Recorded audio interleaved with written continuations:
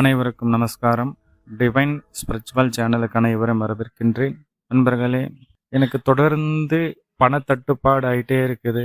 எவ்வளோ சம்பாதிச்சாலும் பத்த மாட்டேங்குது. வீட்டில் எப்போ பார் ஒரு பற்றாக்குறையாகவே இருக்குது.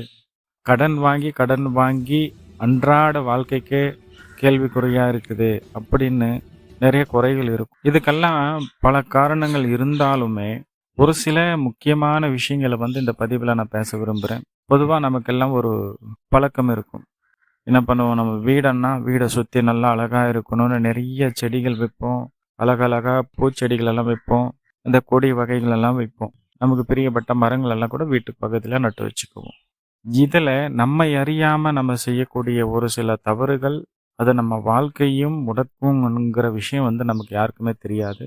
பொதுவாக வீட்டில் எந்த ஒரு செடி கொடி மரம் இதிலெல்லாம் பால் வருகிறதோ அந்த பால் உள்ள செடி கொடி மரங்கள் தாவரங்கள் எதுவுமே வீட்டில் வைக்கக்கூடாதுன்னு சாஸ்திரங்கள் சொல்லுது. அதே போல முள் உள்ள எந்த ஒரு பூச்செடிகளையும் வீட்டுக்குள்ளார வைக்கக்கூடாதுன்னு சாஸ்திரங்கள் சொல்லுது. அதே போல முக்கியமா கொடி வகையான எந்த ஒரு செடியும் நம்ம வீட்டை சுத்தி பின்னி இருக்கக்கூடாது.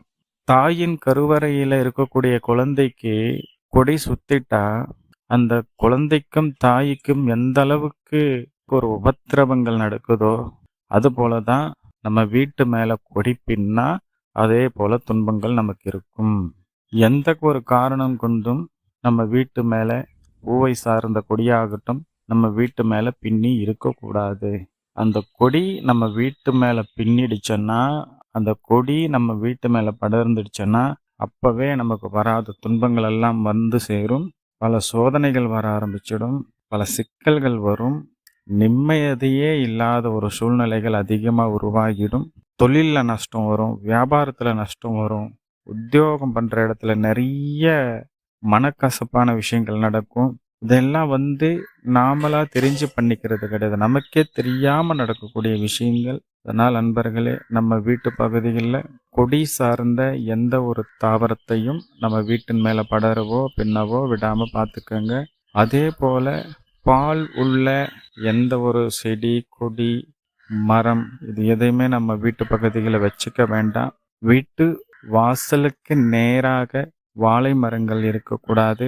வாழை மரங்கள் ஒதுக்குப்புறமாக தான் இருக்கணும். அதே போல் நம்ம வீட்டுக்கு நல்ல சக்திகளையும் நல்ல ஐஸ்வர்யத்தையும் இழுத்து கொடுக்கக்கூடிய விஷயங்களும் இருக்குது. அதை நாம் வச்சு வளர்த்துக்கலாம்.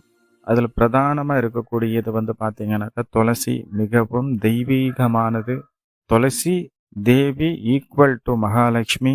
நம்ம வீட்டுக்குள்ளே இருக்கக்கூடிய அத்தனை கெட்ட சக்திகளும் அப்புறப்படுத்தி நம்ம வீட்டுக்கு உண்டான அத்தனை ஐஸ்வர்யத்தையும் ஈர்த்து கொடுக்கக்கூடிய ஒரு அற்புதமான ஒரு தாவரம்னாக்கா அது துளசி தான். நம்ம ஆன்மீகத்தில் அது தெய்வமாக வெளிப்பாடு பண்ணுறோம். இன்றைக்கி பார்த்தீங்கன்னாக்கா அநேக இடங்களில் துளசி செடியை அவ்வளோ புனிதமாக வழிபாடு பண்ணிட்டு வராங்க. நிறைய பேருக்கு தெரியாத ஒரு விஷயம், நம்ம கலை செடின்னு நினச்சி நம்ம பிடுங்கி போடக்கூடிய அருகம்புல்.